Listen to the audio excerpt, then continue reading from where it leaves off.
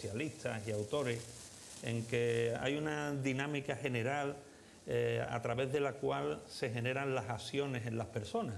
Encontraba este modelo que me parece muy interesante, no sé si será bien hasta el fondo, pero hablan la mayoría, y siempre cayendo en la posibilidad de ser un tanto simplista o reduccionista, que cuando una acción se lleva a cabo normalmente es el final de un proceso en el que inicialmente toma la voz cantante, y digo, pues esto es simplista, nuestra parte mental.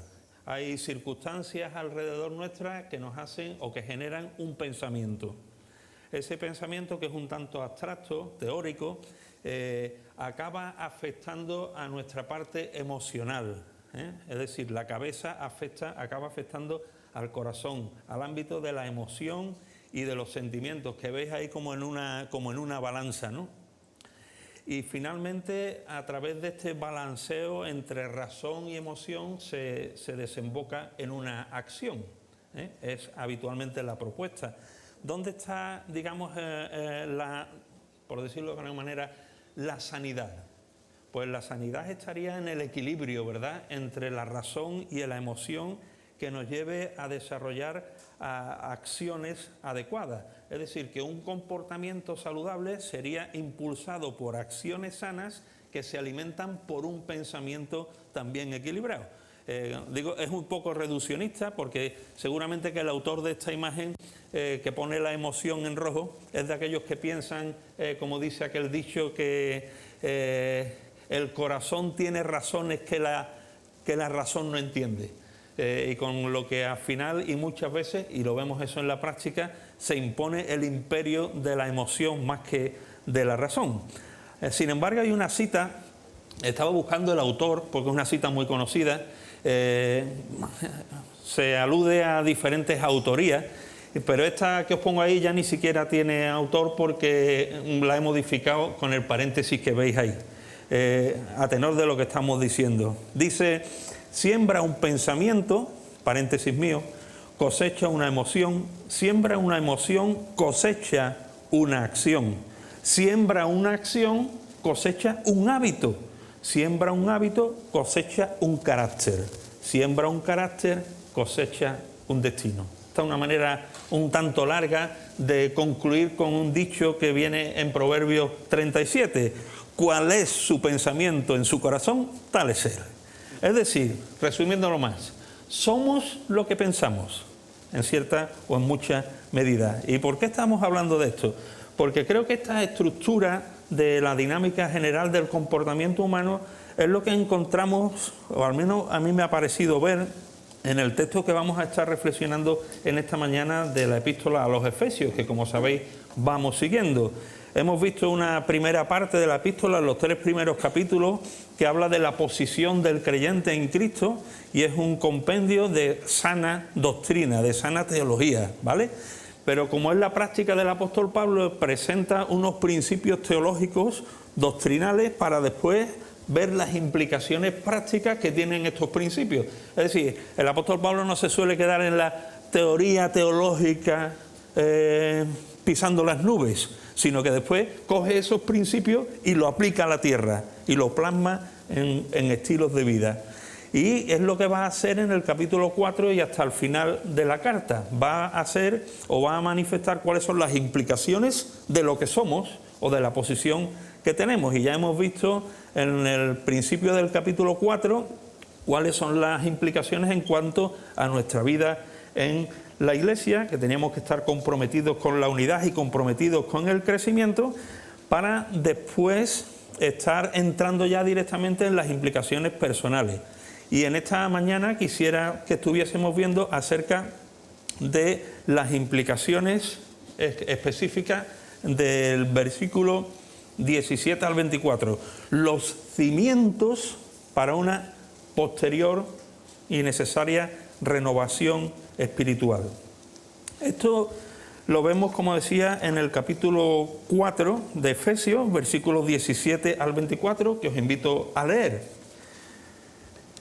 Leo en la versión 2020, del 2020, dice: así que esto os digo y os pido en el Señor, que ya no viváis como los gentiles, que viven de acuerdo a su mente vacía, el énfasis es mío, pero que viven de acuerdo a su mente vacía, con el entendimiento entenebrecido, ajenos a la vida de Dios por su ignorancia y por la dureza de su corazón.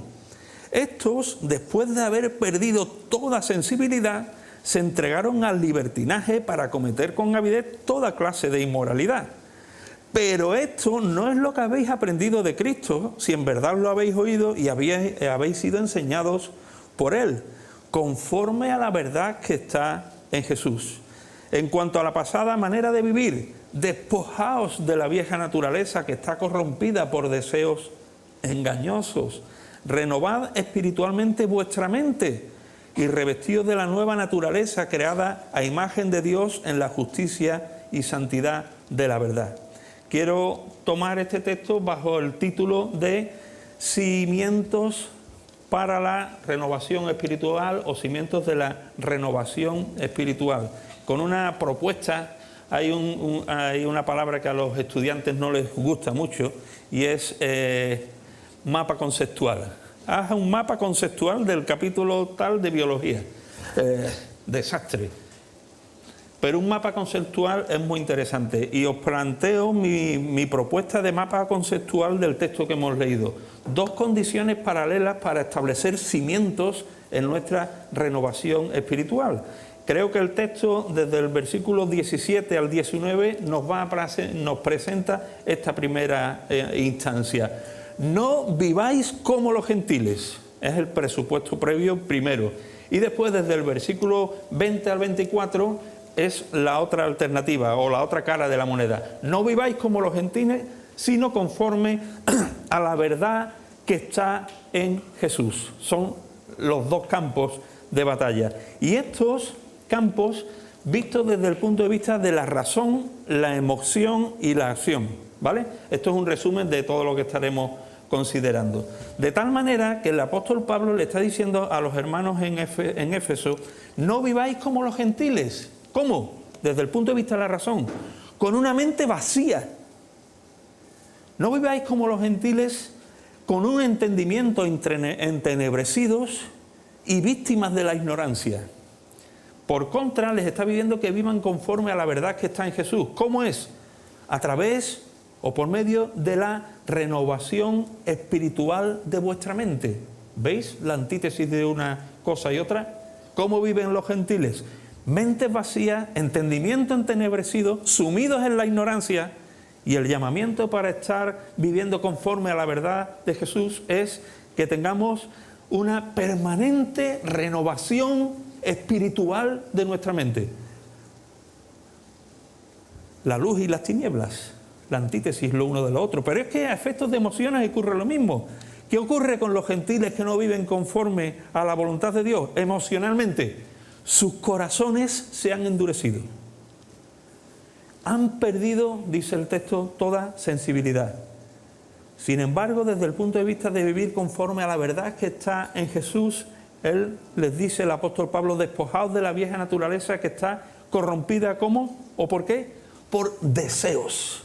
¿Veis? Ya no es un acto de la razón ni es una acción, es un deseo, es una emoción que te motiva a lo bueno o a lo malo. Y el apóstol le está diciendo que hay que despojarse de los deseos engañosos que nos corrompen. Y finalmente el apóstol Pablo dice que cuando se vive como los gentiles, desde el punto de vista de la razón y la emoción, se acaba inexorablemente en acciones de libertinaje e inmoralidad. Por contra, conforme a la voluntad del Señor, conforme a la verdad que está en Jesús, dice: revestidos de la nueva naturaleza. ¿Y qué produce la nueva naturaleza? Acciones de justicia y de santidad. Ya no libertinaje e inmoralidad, sino justicia y santidad. Y creo que estas dos condiciones en paralelo que nos muestran en el texto son los cimientos de la renovación espiritual que se requiere para poder implementar lo que en los versículos siguientes, a partir del versículo 25 y hasta el final de la epístola, el llamado que el apóstol Pablo va a hacer en nuestra vida familiar, en nuestra vida eclesial, en nuestra lucha espiritual, pero se sustenta en esta realidad, en la necesidad de estar viviendo conforme a la verdad que está en Cristo Jesús. Y decíamos que lo primero que el apóstol está diciendo: no viváis como los gentiles. Aquí la palabra gentil tiene una acesión muy específica y es no creyente. No se trata a los no judíos, sino que es una acesión a todos aquellos que no creen. No viváis como los gentiles. No sé cómo habéis leído el texto, hago una especie de déjà vu, o como se diga, una vista atrás. No sé cómo habéis leído el texto cuando leíamos los versículos 17 al 19. Yo cuando lo he leído, miro el texto desde mi atalaya de creyente. Y digo, mira, aquí va a describir ahora cómo viven los gentiles, los no creyentes. Yo no soy de esos. Yo no vivo así. Y me desprendo de cualquier tipo de implicación de esos versículos para mí. Pero cuando estaba preparando el texto para compartir con vosotros, creo que este es un error en cuanto a mi aproximación al texto, porque el hecho de que el apóstol Pablo diga no viváis o no andéis como los gentiles, supone de hecho o de facto la realidad de poder estar viviendo como los gentiles. ¿Te das cuenta? Nadie prohíbe un imposible. Imagínate que yo te digo ahora, bueno, cuando salgáis para afuera, que nadie se vaya volando a casa. O vais a un coche o andando, pero ninguno volando, ¿vale? Estoy loco, ¿verdad? ¿Me entendéis? O sea, el apóstol Pablo está prohibiendo algo que es imposible.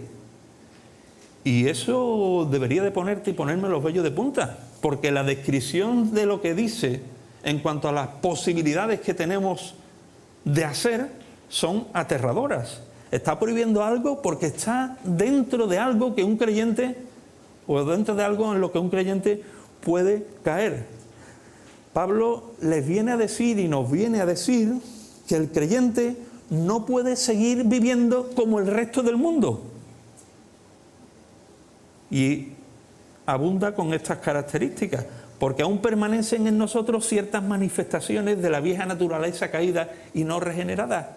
Todavía hay algo de esto en nosotros. Y el apóstol Pablo les está diciendo, la salvación es para vivirla, es para practicarla, es para que haya un cambio sustancial de vida. Ahora, directamente entrando en el ámbito primero de la razón, les está diciendo, no viváis con mentes vacías como los gentiles. Y recuperamos. Si nos dice esto, porque podemos estar viviendo como creyentes con una mente vacía. Y aquí la idea de vacía tiene que ver con algo que no sirve para nada, porque está completamente vacío e inútil. Una mente vacía de contenido, una mente sin propósito, una mente sin sentido, una mente sin utilidad, que no vale para nada. Una mente en su esencia gentil, que no te diferencia o no me diferencia de la forma de pensar del no creyente. Ocupado en las mismas historias y tonterías, en las mismas obsesiones y principios. Y es por eso que el apóstol Pablo dice que tenemos que tener cuidado de no vivir como los gentiles, con una mente vacía, llena de muchas cosas que son absolutamente intrascendentes. Basura mental. Basura mental. Quizá nuestra mente está obsesionada con el éxito en el sentido intelectual, profesional. Yo quiero ser. Hermano, si eso es el todo de tu mente y de mi mente, está llena de basura, hasta tal punto que significa que estaría vacía. Fijaos, si el centro neurálgico de nuestra mente es nuestra familia, una familia que Dios nos ha dado, pero lo convertimos en un ídolo absoluto, nuestra mente está vacía, porque se ha distorsionado. Se dedica a dar satisfacción a los deseos de nuestro propio yo, pero es incapaz de aprender lo que Dios tiene para nosotros. El apóstol les dice a este nivel de la cabeza, de la razón, de los pensamientos, no viváis con mente vacía, pero no viváis con el entendimiento entenebrecido. Qué palabras más duras, ¿no? O sea, esas palabras son para los no creyentes, por favor. Un entendimiento entenebrecido, una capacidad de pensar llena de oscuridad. Pero si el apóstol Pablo se lo está diciendo a los hermanos en Éfeso, ¿no será también que tiene algo que decirnos en cuanto a esto a nosotros? Entendimiento lleno de oscuridad. Qué triste que como creyentes podemos estar viviendo esa realidad. Esto implica la incapacidad de percibir la luz de Dios en su absoluta y grandeza dimensión. Un cristianismo que no crece, o mejor dicho, un cristiano que no crece, que deambula año tras año en la miseria, que no experimenta la realidad de la luz de Dios en su vida, que cree y será salvo así como por fuego. Conocéis el contexto. Ahora, esta ceguera del entendimiento entenebrecido es una ceguera que es más grave que la ceguera física, porque el ciego sí o sí se da cuenta de su realidad, ¿verdad? Si yo estoy ciego y voy a bajar por aquí, la realidad me va a tumbar en el suelo porque no he visto el escalón. Ahora, ¿cuál es el problema de este entendimiento entenebrecido? Pues que la ceguera espiritual es ciega aún para reconocer la propia ceguera. Y esto es una tragedia, porque creemos que vemos y vivimos en la oscuridad. Vivimos debatidos en profundas tinieblas sin tomar conciencia de nuestra auténtica oscuridad. Otra vez paréntesis, entre los creyentes, que nadie se despiste y vaya proyectando esta realidad en el no creyente. Tú o yo tenemos el peligro de tener el entendimiento entenebrecido, de no enterarnos de la realidad de Dios, de las demandas de su palabra. No viváis con la mente vacía, con el entendimiento entenebrecido, en ignorancia. Qué ignorantes a veces somos. El texto literalmente dice ignorancia obstinada. Es triste, peor todavía, porque ya no es la ignorancia del que no sabe, sino la ignorancia del que no quiere saber porque no le da la gana. Se enfrenta una y otra vez con el contenido de determinado mensaje de parte de Dios en la palabra. No, hago lo que me da la gana. Ese es el fruto de la mente vacía, el entendimiento entenebrecido y la ignorancia. ¿Dónde nos lleva en última instancia? A vivir ajenos a la vida de Dios. Y otra vez, triste, ¿cómo un creyente puede vivir ajeno a la vida de Dios? Pues cuando su mente funciona de esta manera. El apóstol dice, no viváis con la mente vacía, no viváis con el entendimiento entenebrecido en una ignorancia que os mantiene ajenos a la luz de Dios. ¿Por qué? Porque vais camino al desastre. Porque esta forma de vivir aquí en la cabeza va a acabar afectando a la forma de sentir y nos vamos al ámbito de la emoción. ¿Qué es lo que trae consigo este formato mental? Dureza de corazón. La mente ha llegado a un estado que afecta a las emociones, a los sentimientos, al corazón y lo endurece, lo hace de piedra. Esto está asociada con la idea de ceguera espiritual, pérdida de sensibilidad hacia Dios y hacia los demás. Es interesante porque la expresión aquí, dureza, es una expresión médica que se utiliza con varias acepciones.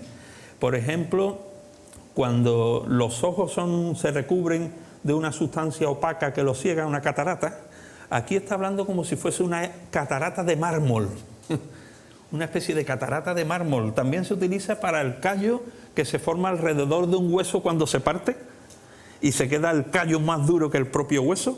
Esa es la palabra que se utiliza también. O la calcificación que se produce en una articulación que acaba dejándola bloqueada e inútil. Esta es la idea que comunica aquí el apóstol Pablo. El efecto petrificador de malos pensamientos que afectan a nuestra forma de sentir. Y esta es una de las cosas más horripilantes del pecado, cómo va petrificando, haciendo de piedra el corazón. No sé si os ha pasado, a mí me ha pasado. En principio un pecado me causa terror, horror, dolor. Esto me lleva al remordimiento, el remordimiento al arrepentimiento y a la restauración. Buen proceso. Pero cuando permito que el pecado siga ahí, va petrificando el alma. Si se continúa en el pecado, se va perdiendo sensibilidad, pierde ya el sentido de vergüenza, no tiene constancia del dolor del pecado delante de la presencia de Dios porque no la puedes vivir. ¿Y qué pasa? La conciencia se cauteriza, se endurece, se vuelve insensible y lo que toma el control es la satisfacción de los propios deseos. Ahora, la dureza del corazón, y el texto nos dice también haber perdido toda sensibilidad. Llega o se puede llegar a un estado como creyente de absoluta pérdida de sensibilidad. Esta es sinónimo de la palabra que he utilizado antes, conciencia cauterizada o quemada. Yo no sé si te ha pasado, pero se puede llegar a estos estados. Una especie de callosidad espiritual que ya no nos alcanza a discernir la clase de conducta que es moralmente correcta delante de Dios o no. Sin conciencia del propio comportamiento conforme a la voluntad de Dios o no. Llegando a vivir la realidad que el texto nos dice también, insensible a la voz de Dios y a su verdad. Este es el estado de decadencia mental y emocional al que como creyente podemos llegar a caer. Esto se convierte lógicamente ¿en qué? En acciones, en formas de vivir, en estados. ¿Y cómo define el texto esta actuación? Se entregaron al libertinaje. Se entregaron al libertinaje, al desenfreno.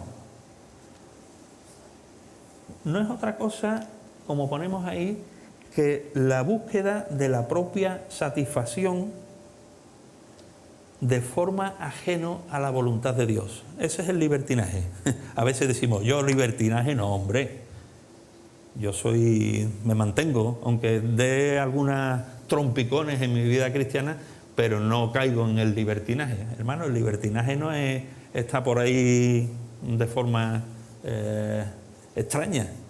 El libertinaje es que te tomes la libertad de satisfacer tu vida, tus propias necesidades de forma ajena a la voluntad de Dios. Y ahora yo me pregunto, ¿hay libertinaje en mi vida? Pregúntate, ¿hay libertinaje en tu vida? ¿Decides libremente qué es lo que te interesa, qué es lo que no te interesa, qué es lo que viene bien, qué es lo que me convence, qué es lo que no? ¿O te sometes de forma escrupulosa a la voluntad de Dios? Si no te sometes a la voluntad de Dios de forma escrupulosa, estás entregado, y estoy entregado, al libertinaje. Pero la idea aquí no es una caída puntual por error, sino que supone de facto una caída con ganas y por propia voluntad, no por un error casual. Todos nuestros pensamientos, todos los pensamientos buscan la oportunidad de llevar a cabo actos que satisfagan nuestras propias emociones fuera de control. Y este libertinaje puede llegar a buscar con avidez toda clase de inmoralidad. Es interesante porque aquí el texto nos dice con avidez y es literalmente con avaricia. Es un estado ya en el que podemos caer, que buscamos con avaricia satisfacer nuestros deseos contaminados fuera de la voluntad de Dios. Es una actuación pecaminosa y sin freno, premeditada. Sé que no estoy andando y viviendo con la voluntad de Dios, conforme a la voluntad de Dios, pero en mi mente entenebrecida, en mi ignorancia, en mi vacío mental, impulsado por emociones fuera de control y fuera de la voluntad de Dios, hago lo que me da la gana. ¿Qué ocurre cuando llegamos a este estado? Os pongo ahí una cita de F.F. Bruce que me parece muy interesante. Una de las maneras en que la ira de Dios opera es entregando a los pecadores a la corriente de su propia elección, con sus terribles consecuencias. Es que Dios me ha hecho. No, Dios te ha dejado, entregado a que ciegues las consecuencias de lo que estás sembrando con tu mente vacía, con mi mente vacía y con mis emociones distorsionadas. Otro autor dice, es a la vez una elección culpable de los hombres y un acto judicial de Dios. Esto es para nosotros, para los creyentes. Pero ¿cuál es la otra alternativa para estos simientes estables? No vivir conforme a esta vida de los gentiles, sino conforme a la verdad que está en Jesús. Qué bien, tenemos buenas noticias. Hemos de desvestirnos de lo anterior, pero aquí está la propuesta, el llamado del apóstol Pablo. Y es un llamado también a la razón, cuando dice, renovad espiritualmente vuestra mente. Renovad espiritualmente vuestra mente, en versículo 23. Y es que al convertirnos recibimos una mente nueva, pero es una mente que debe de ir renovándose constantemente. ¿Sabéis qué pasa con el fuego? O crece o se apaga. ¿Habéis visto un fuego? El fuego está en ese proceso, o está extendiéndose o está apagándose. No existe otra alternativa en el fuego, no permanece siempre. Nuestra renovación espiritual tiene esta misma demanda. Requiere de una renovación constante. En la medida en que nuestra mente espiritual no esté renovándose, está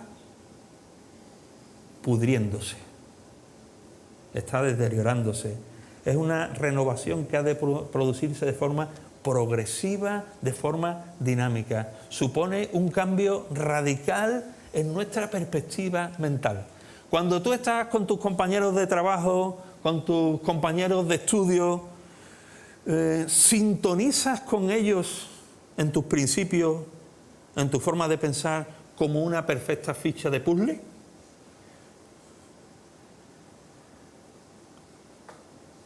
¿O hay dificultades ahí para encajar? Creo que si encajamos perfectamente en nuestros contextos, en cuanto a nuestra forma de ver, de pensar, de nuestra perspectiva mental, es que algo está posiblemente fallando. Algo posiblemente esté fallando. Esta es una propuesta recurrente del apóstol Pablo en casi todas sus epístolas de una forma continuada. La necesidad de la renovación espiritual a través de la renovación mental. De todos es conocido el texto de Romanos 12:2, sabréis de memoria mucho. No os conforméis a este siglo. ¿Eso qué significa? No viváis conforme a la forma del siglo, de la sociedad que nos rodea. ¿Cuál es la antítesis? Sino transformaos. O sea, no vivir como, vivir diferente a través de una transformación, pero a través de una transformación que se ejecuta o se desarrolla por medio de ¿qué? De la renovación de ¿qué? Del entendimiento, de la mente, de nuestra actividad pensante, de lo que ocupa esta cabeza que nunca para, ni siquiera durmiendo.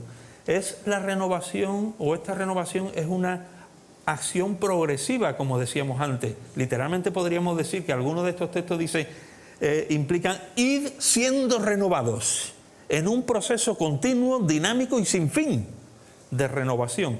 Esta renovación se efectúa en primera instancia, en primer lugar, principalmente en el ser intelectual de la persona, siendo obra del Espíritu Santo. Verás el texto otra vez de Pablo, de 2 Corintios 3:18. Por tanto, todos nosotros, contemplando a cara descubierta la gloria de Dios como reflejada en un espejo, ¿qué? Somos transformados de gloria en gloria en su misma imagen por la acción del Espíritu Santo.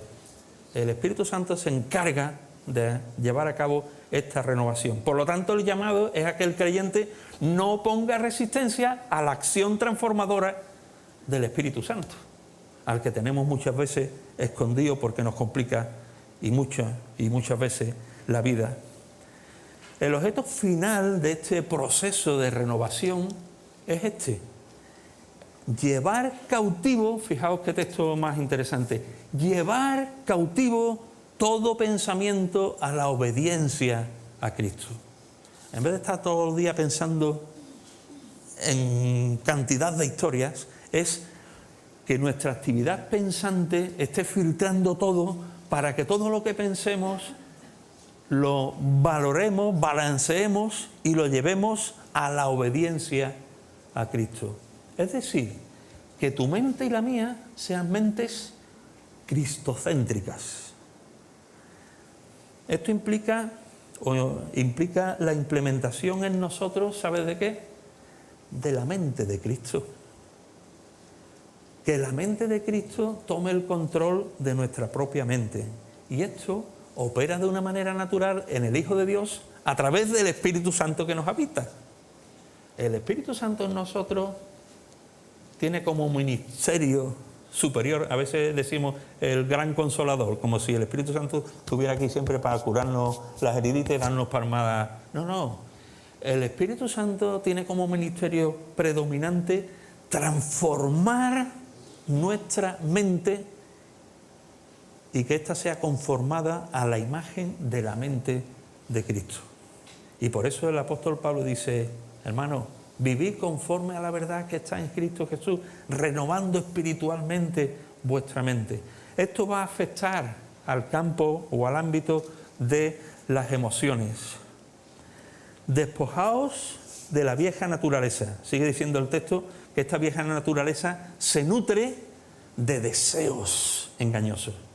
Como decíamos antes, cambiamos de escalón. Pasamos ahora de la actividad pensante que hemos mencionado antes a las demandas y los deseos del corazón. Es decir, se trata de dejar al lado nuestra vieja humanidad con el ropaje sucio que tenemos y ponernos ropa limpia. Decimos ahí que en la regeneración el viejo hombre recibió una herida mortal y fue quitado del dominio absoluto de nuestra vida. Antes de ser creyente, el viejo hombre, la vieja naturaleza, dominaba, ni siquiera nos dábamos cuenta, pero estamos dominados por esa naturaleza caída. Sin embargo, con la conversión, con la regeneración, todo ha cambiado. ¿Pero ha desaparecido o muerto el viejo hombre? Yo lo noto todos los días. El viejo hombre con sus demandas engañosas.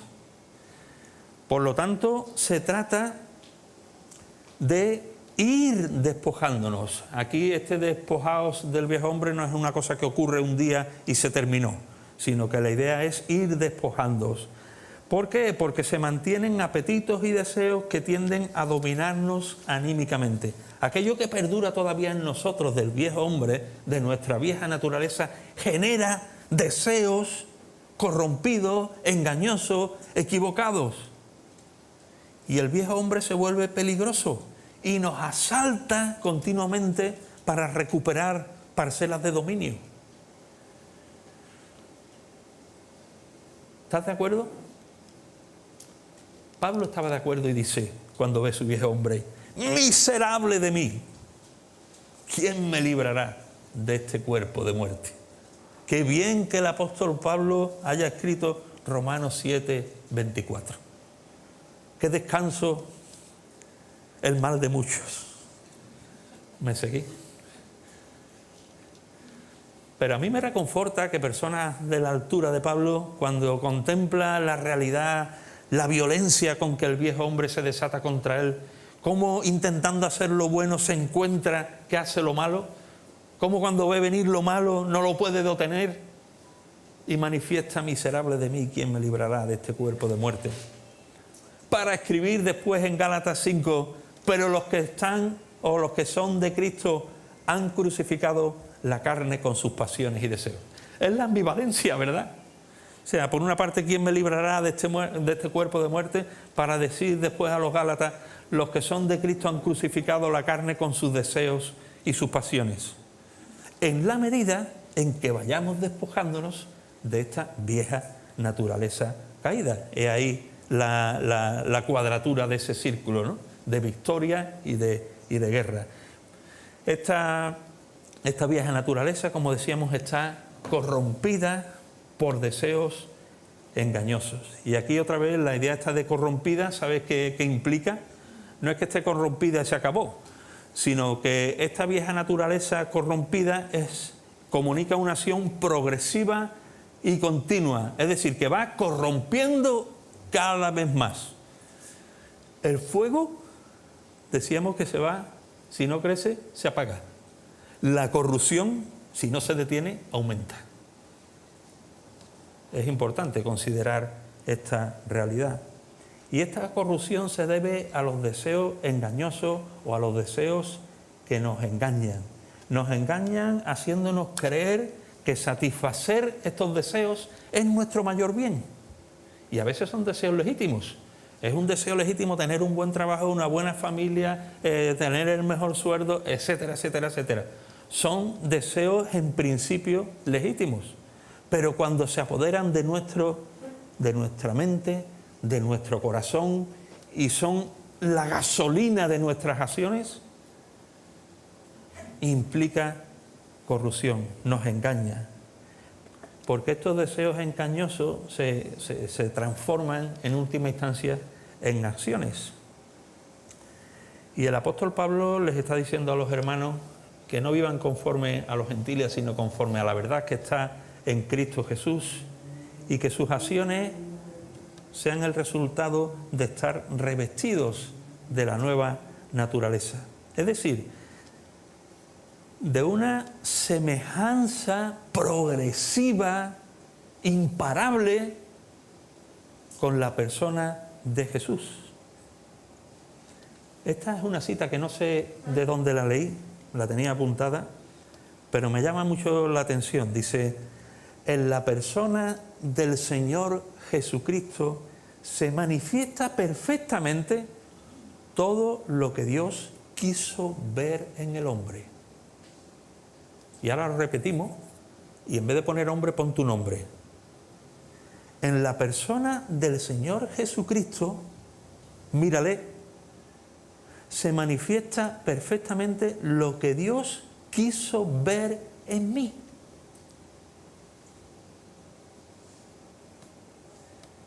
Que no es otra cosa que la imagen de Dios, como nos dice el texto, en justicia y en santidad de la verdad. Dios quiere ver en ti y en mí acciones revestidas de la justicia y de la santidad de Dios, de la justicia y de la santidad de su Hijo Jesucristo.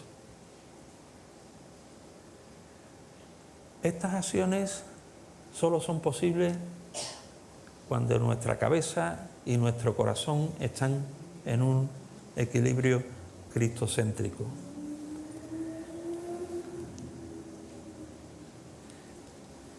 Ahora, no se trata de imitar a Cristo. Yo sé que hay un libro que se titula Como Jesús, que es una joya, si no lo habéis leído, leedlo, pero quizás el pensamiento real de las Escrituras va más allá.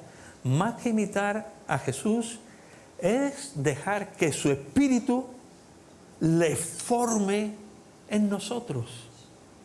Y en la medida en que nuestra mente y nuestras emociones se rindan y amolden a Él en su palabra, este proceso se va poniendo en marcha, desarrollando entonces acciones que se revisten de su justicia y santidad. Ahora, he dejado a conciencia atrás algo que creo que es muy importante. Y son las primeras palabras del versículo 17. Así pues, o así que esto os digo y os pido en el Señor. Lo que hemos estado considerando no son ideas de un Pablo trasnochado. El apóstol Pablo dice, esto os digo y os pido en el Señor. En el Señor significa en el nombre del Señor, como Daniel compartía antes, con la autoridad del Señor. El llamado para ti y para mí en cuanto a esto que hemos estado viendo emana de aquel que es la cabeza de la iglesia, del cuerpo. Otra versión dice, esto pues digo y afirmo juntamente con el Señor. Que ya no viváis como los gentiles, sino conforme a la verdad que está en Cristo Jesús. Por lo tanto, tenemos que hacernos preguntas. ¿Qué queda aún en nosotros, en ti y en mí, de la vieja naturaleza? ¿Qué parte de nuestra mente se caracteriza por estar vacía, entenebrecida, quizás ignorante? Ajena a la luz de Dios, ignorante a su verdad, con zonas grises, ocultas, negras que aún perduran, con pensamientos frívolos que oscurecen nuestro entendimiento, que nos hacen ser dominados por la ignorancia y ajenos a la voz de Dios. Que todo esto facilita emociones fuera del control del Espíritu Santo y que desembocan en una vida a veces similar o peor que los gentiles a los que juzgamos y criticamos. Mira por la mirilla de tu mente. ¿Qué se ve? Según los contenidos que hay en tu mente, van a ser afectadas tus emociones y tus acciones. ¿Cuál es el centro de tu actividad pensante? ¿En qué estás todo el día pensando? ¿En el próximo concierto? ¿En ganar dinero mañana? ¿En tener una buena salud? ¿En echar músculo? Sigue y sigue y sigue y sigue. Es una lista infinita y muy individual. Bueno, pues según los contenidos que hayan en tu mente, eso va a despertar las emociones, los deseos profundos de tu corazón. No sé si estás de acuerdo, pero si estoy todo el día pensando en el Betis, al final siento el deseo de... ¿Cuál es el centro de tu actividad pensante? ¿Te descubres con una mente cristocéntrica, llevando equilibradamente todo pensamiento cautivo a la obediencia a Cristo? ¿O son pensamientos y emociones desbocadas? Yo creo, hermanos, que hemos de cuidar nuestra higiene mental. Hemos de ver de qué se nutre. Te propongo, ¿cómo entran o cuál es la chispa que generan los pensamientos?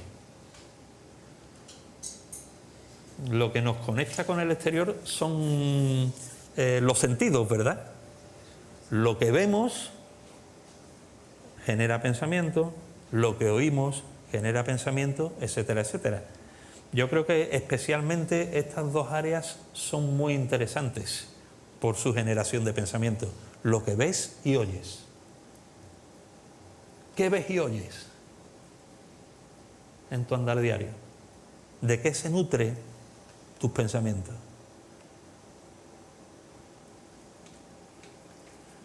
Es necesario tenerlo en cuenta, porque lo que entra y nutre nuestros pensamientos nos va a acabar determinando en una medida importante. Hemos de ser selectivos a la hora de permitir determinados pensamientos y contenidos.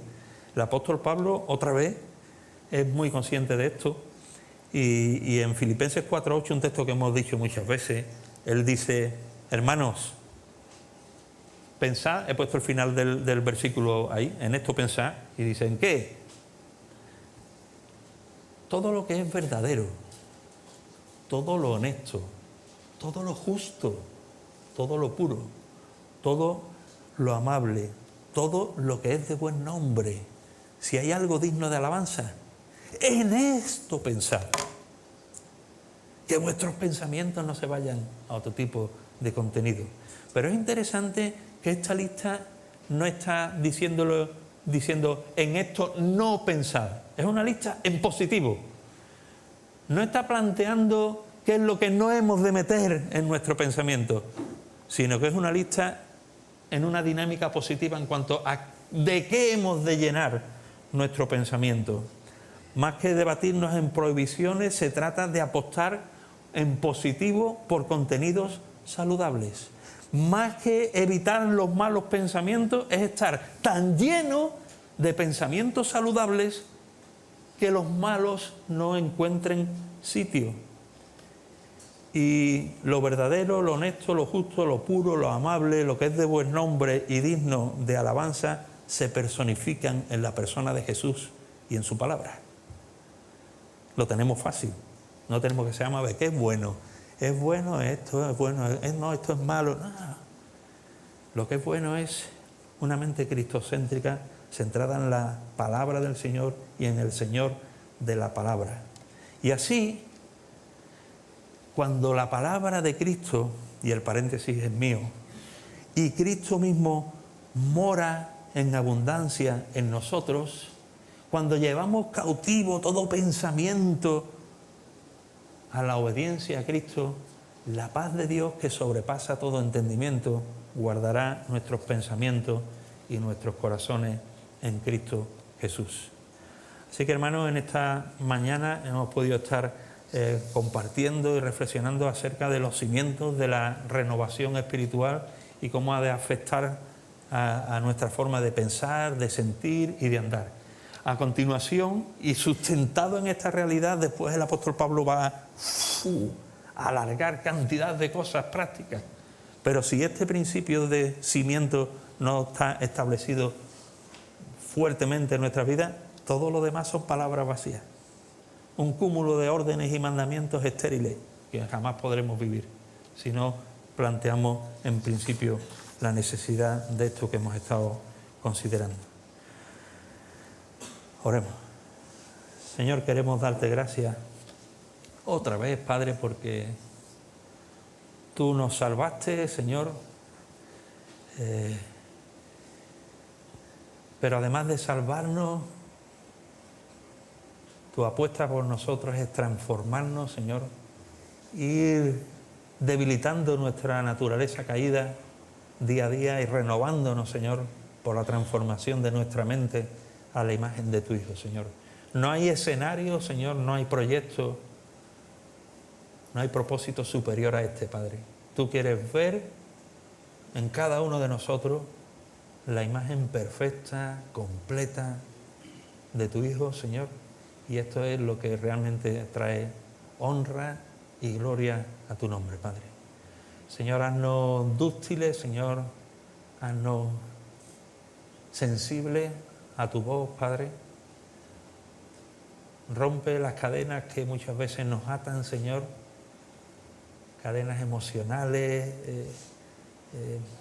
historias mentales, Señor, que cada uno de nosotros podemos tener, Padre. Vence toda resistencia, Señor, con el poder de tu Espíritu que nos habita, Padre. Gracias, Señor, porque tú sigues haciendo tu obra.